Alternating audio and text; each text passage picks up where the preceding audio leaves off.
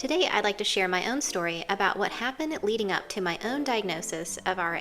Many of us who have rheumatoid arthritis, at some point we ask ourselves, what causes RA?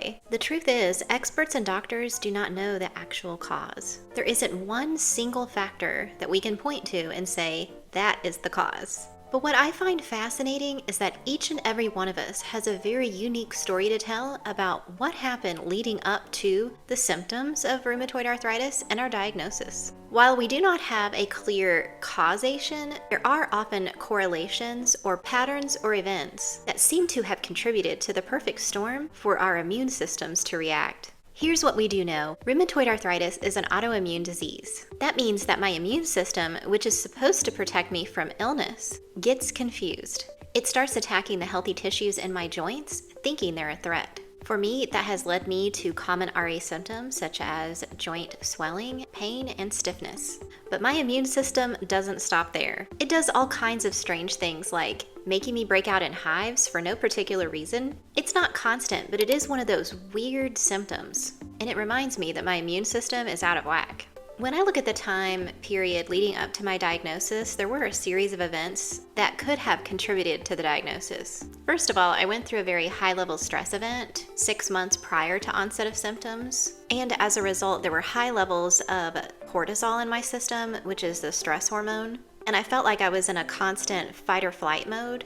Not long after that, I started to experience symptoms of perimenopause. Hormonal changes like these can wreak havoc on the body, basically overwhelm the system. I just wanted to make a quick note about perimenopause. Did you know that the symptoms of menopause can come about 7 to 10 years before the actual event of menopause? So if you're in your 30s or 40s, pay attention to different patterns of things that have changed for you. In my mid to late 30s, I started to have a lot of dizziness and extreme fatigue. I just wanted to make it clear that if you were not aware that the onset of menopause symptoms, it's called like the menopause transition, but the onset can happen 7 to 10 years before.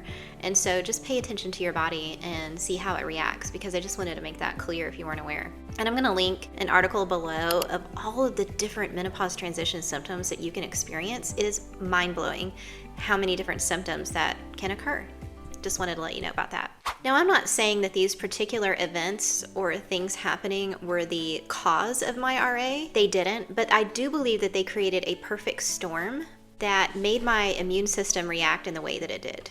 The thing is, if you talk to 100 different RA patients, you are going to hear 100 different unique stories. Some might mention a virus or an infection. Others might mention a physical injury or a major life event. What we all have in common is that something, or maybe a combination of things, happened before the onset of symptoms. It's not the same path or pattern for everyone, but there's often an interesting pattern of correlations. At the end of the day, we just do not know what caused our RA, and we really want to search for the answer, and it really helps us a lot of times to feel better when we have a particular answer to a question, especially a cause of such a debilitating disease. But what I have learned is that understanding our own story helps us to navigate the journey. For me, reflecting on what happened before my diagnosis has been a way to better understand my body and how it operates, and how it responds to stress and hormones and other triggers.